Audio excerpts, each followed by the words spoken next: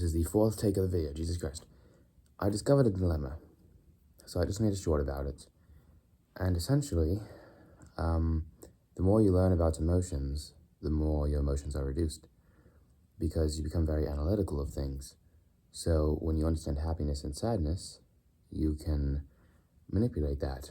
You can go, okay, I feel sad.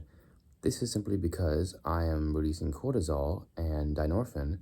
I don't need to do that. I shall manipulate the neuroplasticity of my mind, tell it that it does not need to do that, and we are not in danger of being alone, and basically do some more stuff which lets you have insane self-control and control your emotions. Great thing, right? It's a superpower, really. But let's say you go in for a kiss. You kiss her, or him, or whoever you're kissing them. And instead of thinking, oh my goodness, this feels amazing, you're thinking, the C tactile and afferents in her lips are contacting my C tactile afferents in my lips. The thermoreceptors are triggering warmth, which signals safety.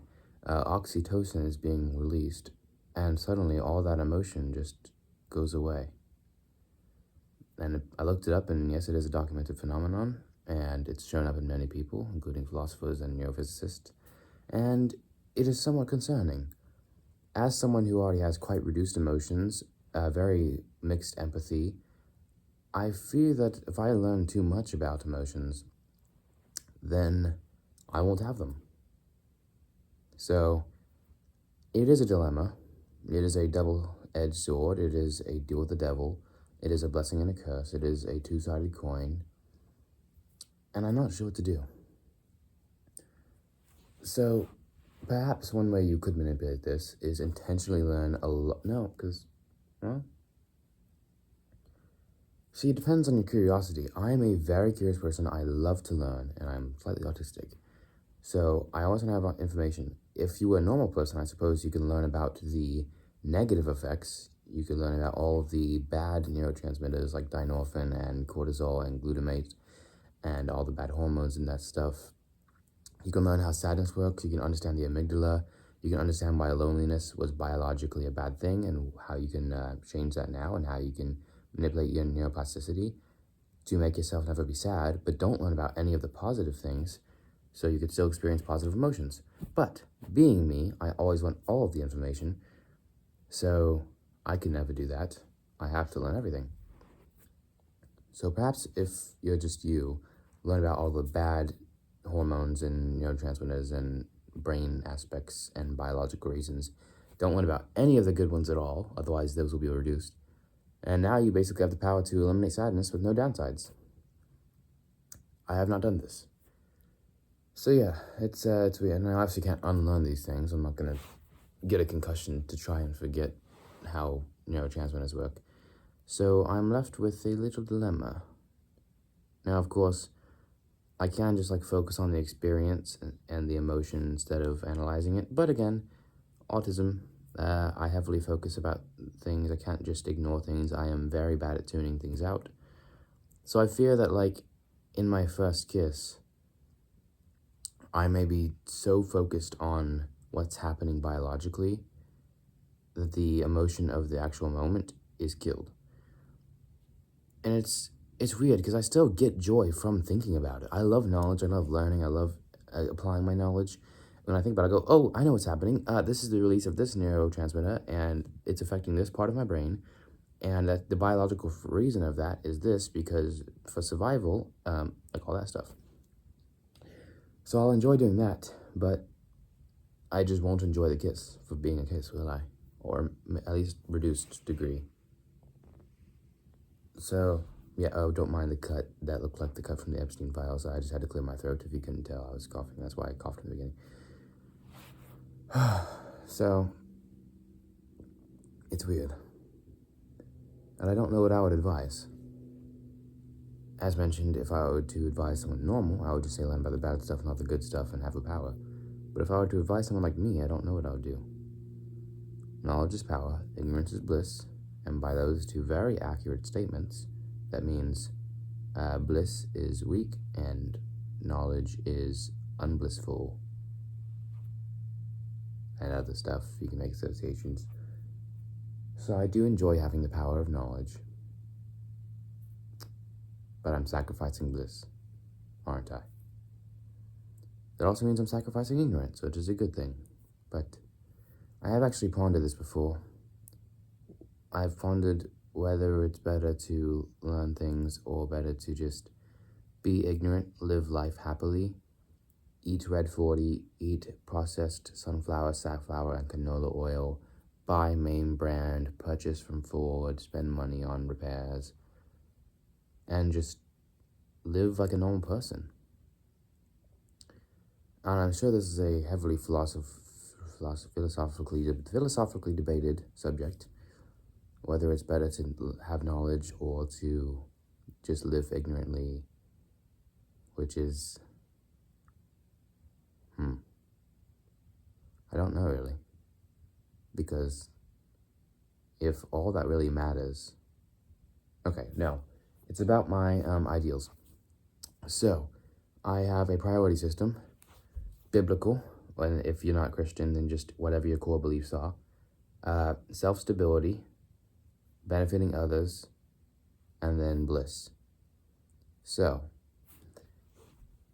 doing this, we have a biblical, which the Bible does say to be good, so I have to have some degree of that. Then self-stability, which should be knowledge, right? But also, this is stability, financial security, intellectual faith, and of course, joy. That little thumb, joy. So, I suppose I'm stable. That's all that I need. So let's suppose that's good. Now, benefiting others, having more knowledge can help other people. But then again, by informing them, it might take away their bliss. That's another philosophically debated thing, if just the meaning of life is joy. And if we ought to be happy at the cost of ignorance, if we could live like cavemen but be happy, then is that better? Because if we can all be happy, then what is the point of learning? Of course, technology developments have eliminated diseases and saved lives and prolonged lifespan and improved quality of living and created ICBMs and caused people to be depressed and caused wars. And so, I don't know. One thing I like to say is technology evolves, humans devolve, and whichever one you focus on is how you perceive the world. Because I would say overall, in general, of course, it's a completely broad, vague thing. You cannot establish any baseline here. But I would say in general, people have gotten worse over time. We went from survival, intelligence, evolution, inventions, progressing, and now we went from progressing to progressive, and humans are just dumb now, really. A lot of them. Mainly the leaders. The leaders everyone's always been stupid. We're always sinful. Leaders have never been amazing. There's been a few great leaders, King David and all that stuff. But I can't say every leader in the past has been better. But let's be honest. Who would you rather have leading the country? Abraham Lincoln, who admittedly has flaws. Gerald R. Ford, who admittedly has flaws. Richard Nixon, who admittedly has flaws. Or a man-child who's causing potential nuclear war with other countries and doing absurd things that no one understands and potentially endangering the lives of everyone in his country. Listen, I'm not political at all. I hate politics. Politics is stupid. But if I had to choose between Donald Trump and basically anyone in the past of leadership who isn't a dictator, there's a lot of people to choose from. And I say this applies to an average person, too. Think of the average person who is 16 years old back in the 1800s. They're very fit, they're very intelligent, they have goals to grow up and go into some field of work and change the world. Nowadays, they go on the phone all day and they're depressed and they're lazy and they can't even lift 10 pounds. Now, of course, again, massive generalization, cannot apply to everyone. But overall, that's what I'd say. So, I don't know whether it's better for humanity to be happy and ignorant or to make development and be sad. There's no definitive answer. the most logical thing, I suppose, at least at face value, would be make everyone happy. But, okay, let's suppose this. We go back to caveman lifestyle. Now, death rates massively shoot up. The average lifespan is 40 years instead of whatever's the current lifespan, or even lower. But everyone is 10 times happier than they are right now. Is this world better? I really don't know. I mean, honestly,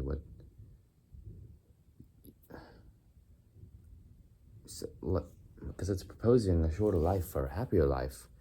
And I mean, suppose you had a dial in front of you, you could turn it left, and as you turned it left, you would be taking years off your life, but every single day of your life would be happier and happier until you got to the last second of your life, and you would have 1 second to live, but it would be the most joyous thing any person has ever possibly imagined, with every release of every positive hormone, oxytocin, serotonin, dopamine, all the opioids. Is that? No, because then that's essentially arguing for overdose on fentanyl, right? Experiencing immense joy before dying? We consider this a bad thing, right? So no, right? You think? Or a more personal example, me jumping off the rock climbing wall constantly, which is one of my first videos. Actually, go to my shorts and press oldest and you'll see it. Potentially harming my joints for the future, but I enjoy it now. Now, obviously, my joints being hurt won't kill me, but if, let's suppose, no, that's a bad example. Okay, never mind, forget that example. But if I chose to have more joy every day at the cost of life, I don't know. I suppose it depends on what you believe the meaning of life is. If you are an atheist and you take the side of, life is all oh my god, excuse me, I don't know why I'm burping. Life is all we have, so you might as well make the most of it, then I suppose you would think you would not, well, Jesus, how, well, that makes it even, I was going to say that makes it easy, because then you just go with joy, obviously, but if you do believe life is all you have, and once you die, you're gone, and you're selfish, so you don't think helping other people should be a goal, is there a balance? Sometimes I forget to think about balances. I always think about the extremes. I'm a very all or nothing person. Maybe there's a balance, but what is the balance? Let's say you turn a knob, and each click, you would lose 1 year of your life, but with each click, you cut out something annoying from every day, and from, let's say you would have lived to 100, from 100 to 0, even though going to 0 or wherever your age is would already kill you instantly, that would make your life, even though it can't technically be gauged, 10% better. So if you were to turn this dial at age 0, and you did it all the way to you had 1 second, you would die, your life would be 100% better.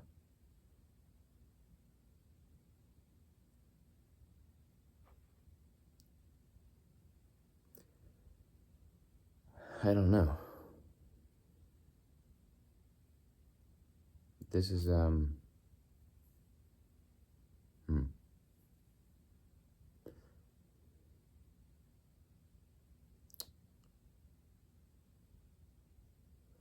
Well, I do suppose, if you go back to the priority system, biblical is my first belief, and if my main goal in life is to spread the word of God, then ideally I should do it as much as possible, and living longer would help with that, so I suppose I would trade joy for living longer to do that, if that's what my belief is.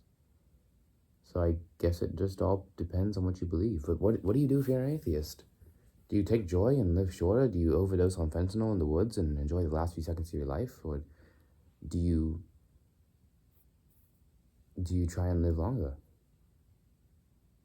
Do you try and change the world? Wow. I've encountered a lot of dilemmas before, but this is definitely the hardest one I've ever thought of.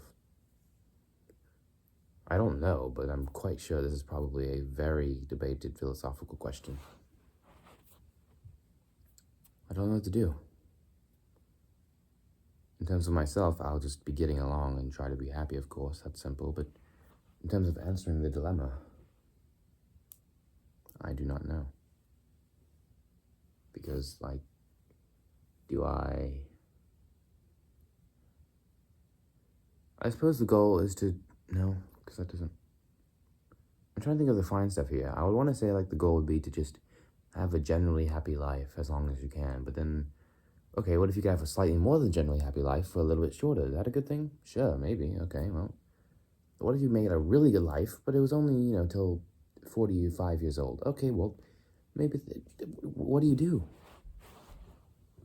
Perhaps it's one of those things where you just let God's plan play out, see what happens. I typically don't like those answers. I typically like to answer all of my questions. But I don't know if I can here. This all started with me asking about whether it's good to learn about emotions because you'll lose emotions. That's another thing. If life is just emotions, and joy is the thing we should all strive for, and we should sacrifice technological development for joy, then, well, we need people to have knowledge to... Well, do we?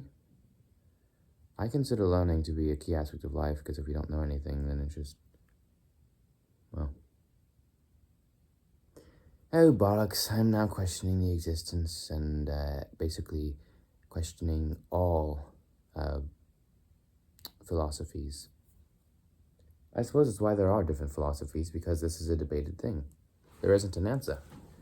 If there was a clear answer, then A, there would not be multiple philosophies, and B, a 16-year-old would not be thinking about it in his bedroom on making a YouTube video, because he doesn't know the answer. So, yeah, is that the answer?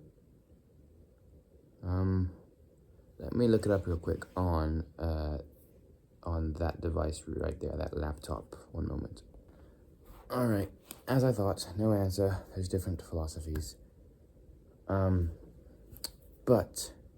it did bring up one thing I didn't consider: collective happiness. If we can strive for the best collective happiness of every person, even though that can't be gauged, then that is best, which I agree with. So, obviously we can't gauge happiness, and obviously we don't know how to do that, and obviously we can't account for every person, and obviously, but it is probably true that technological advancements and knowledge have advanced the overall happiness of every person collectively, whether their short lives are short and happy or long and sad, or long and happy and short and sad. Most likely, but we don't know. If we all just lived as cavemen, made slight technological advancements, and, did agriculture and stuff and just lived life, would that be better? If we use technology purely for life and no science or anything, and just made life really nice, maybe that would have been better. People always strive for understanding. Hell, I do. It's difficult to explain why, honestly. Understanding is an inherent thing. I want to know. Why is a good question. What if we never ask why? Why do we ask why? Why do we ask questions? Vsauce made a video on that, but it was a TED Talk or something. Yeah, why do we ask questions? And honestly, I don't know. There's a question too. Why do we ask questions? Who knows, honestly? God does. So, yeah, I suppose that's subjective.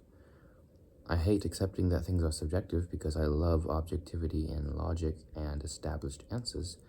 So, dealing with something with just depends on you. I personally hate that, but then again, questioning the meaning of life. And once you go into existentialism, then, well, that's something we haven't answered, I suppose. That is why we can answer all the questions we understand, which is why it's good to learn and do science. There's one reason, and there's many reasons to do science, of course, but there's another reason. The more you understand, the more you can answer, and the more you can answer, the more objective it is, and the more objective it is, the less you have to question it, and the better it is for everyone, isn't it? Who knows?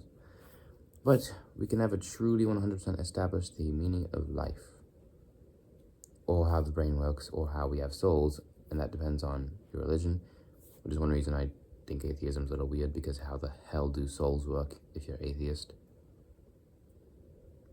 Consciousness makes literally zero sense at all. Like, computers make sense, but consciousness makes no sense. But anyways, so yeah, the meaning of life depends on what you believe. And as for me, I guess I believe with the idea that we should strive for understanding and maximizing the collective happiness of everyone. So, but back to the more minute thing of learning about neuroscience and exchanging emotion for that. Let's suppose everyone did. I suppose you have to think of the future, because if we were all less happy, but we advanced technology which make us more happy, it depends on the scenario. Because for instance, if we learn about this, and let's say everyone was super smart, we would all be collectively less happy, because knowledge is power and ignorance is bliss. But we would advance technology, which makes our lives better, but then a first kiss wouldn't feel good, but living at home would be much better. Do we exchange moments? Do we want moments, or do we want overall living, and what do we want? That's a good question. If we could have the exact same collective happiness between everyone, but either we have extremely happy moments and sad ones because we're all super emotional, or we have a very stable and clean thing. We have no extremely happy or sad moments.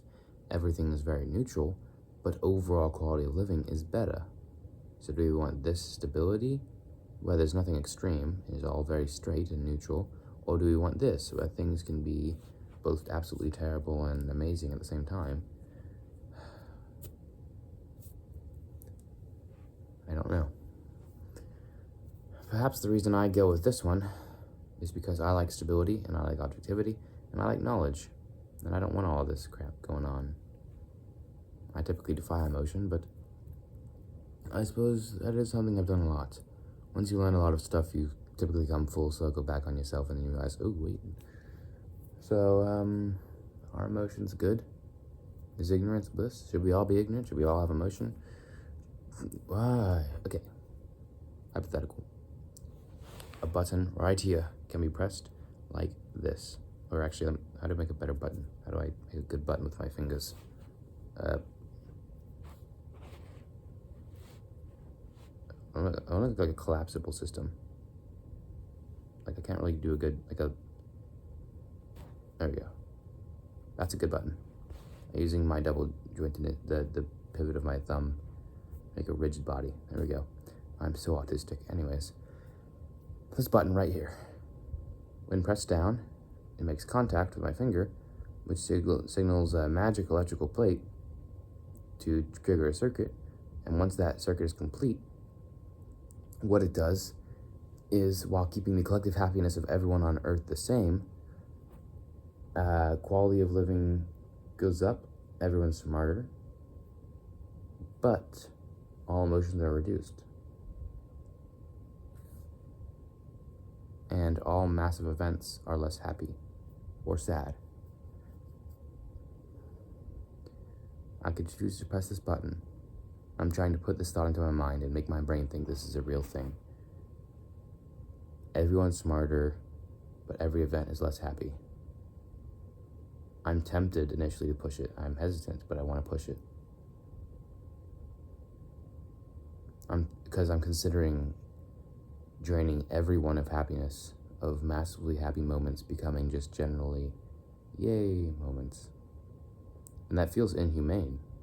Taking away the feeling, because when it comes to extremes, you can always feel neutrality, but no one will ever feel an extremely happy moment again to the degree they would before. That's the thing. I always consider the most and the least. For instance, if all food was bland and healthy, but no one ever got to taste the sweet, sweet taste of a meringue ever again. Is that evil? If we drained life of all with purpose and nothing extreme ever happened and everything was all neutral and homogeneous, but it was all collectively better, do we want that? Extremities. We always go for the most. And for flying, then we went to the moon, trying to go to Mars now. We always want to experience the most. The most, which is why my mom likes traveling and I don't, I suppose. I guess I do really just oppose the norm. People like traveling want the most. And for me, it's about the balance. So like, effort to go to a museum that's a couple hours away, joy from it, and then effort to travel out of frame, and then joy from it's like goes from here to here. So a little more joy for a lot more effort. So I don't like traveling very much, and also breaks the norm. There's a lot of reasons I don't like traveling. So people like to strive for that extreme. They want to go to Milan, Italy, despite the fact that the extreme is just a little higher. They will push themselves so much further to just get the most possible. So do I press the button? Do I shut off this light coming in through? That's a good metaphor. Do I close the light? Or do I not?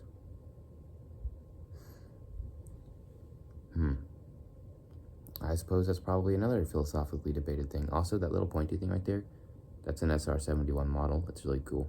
Just wanted to let you know. That little spike right there. Swag. I don't know what to do.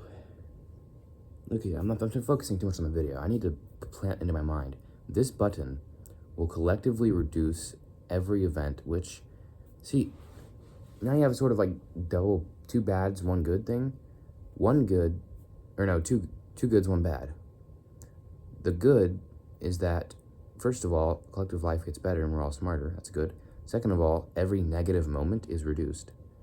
But, in turn, every positive moment is reduced. So it seems like the collective trade-off is better.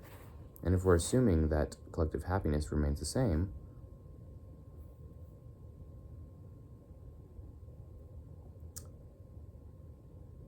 I'm considering what life could be like if we were all just happier.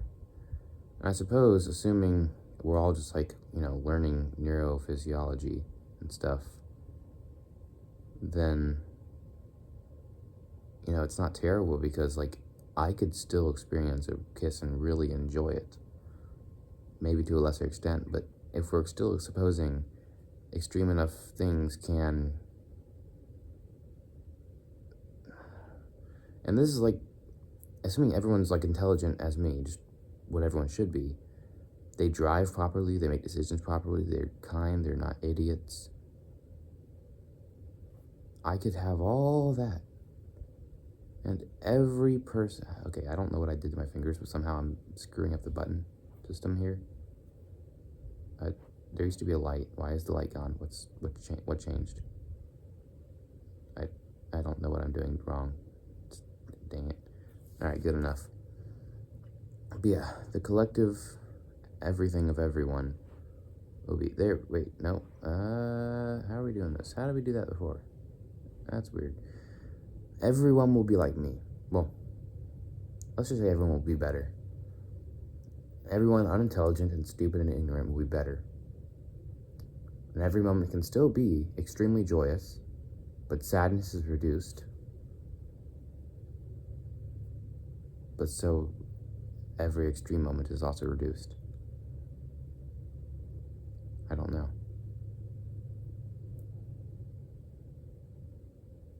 I really want to press the button. I really do.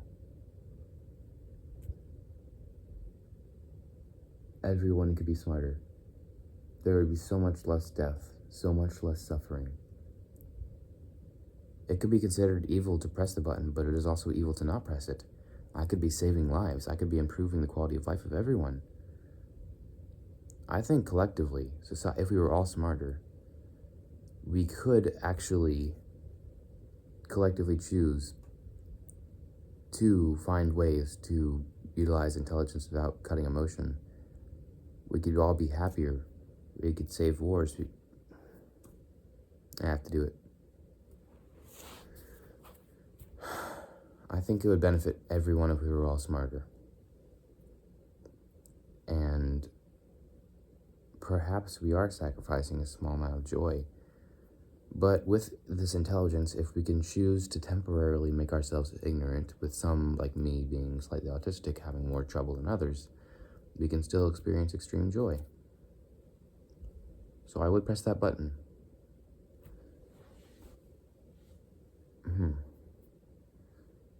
And I think collective joy would go up. Now, this video all stemmed from myself. I didn't really intend for it to get into philosophical stuff and debating philosophies. But myself now, that I've answered the general question. Should I be learning this much? Being someone who already has reduced emotion, should I cut even more emotion with intelligence? Make myself an emotionless computer who benefits other people and sacrifices my own joy for others?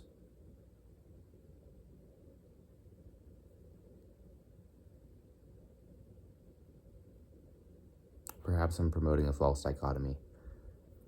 Maybe it won't be like that. I mean, I still have joy, of course. I think I would still enjoy a hug. I would still enjoy a kiss.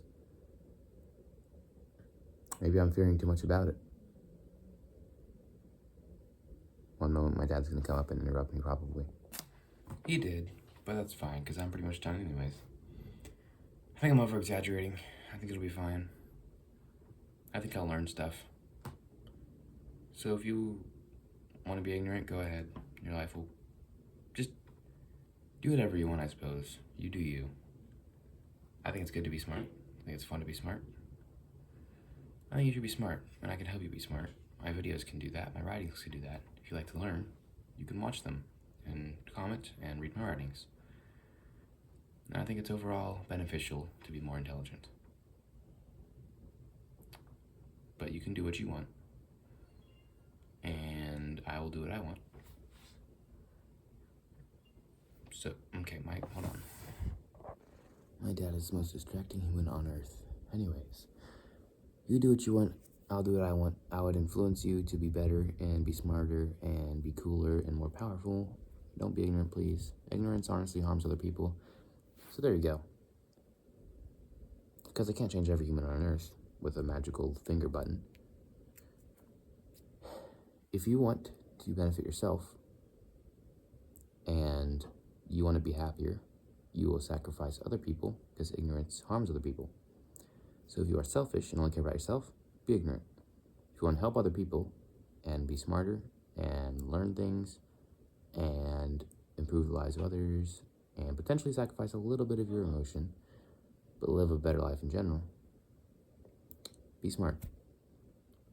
So it all depends on your selfishness, maybe, or partially. Again, questioning the meaning of life, it's a pretty difficult thing to do. But I'd say that's a pretty good thing. Ignorance, because there are intelligent people, your quality of life can be high without you sacrificing your emotion, but you're going to reduce the quality of life of all the other people. If everyone were ignorant, life would go down. If everyone were smarter, life would go up. So, I doubt if you are ignorant, you watch this entire video paying attention. So you're probably intelligent, or at least want to be. So thank you for that. I hope I can help you with your journey with my videos or writings. Be smart, be powerful, don't be ignorant, but still try to be blissful. Goodbye and have a lovely day.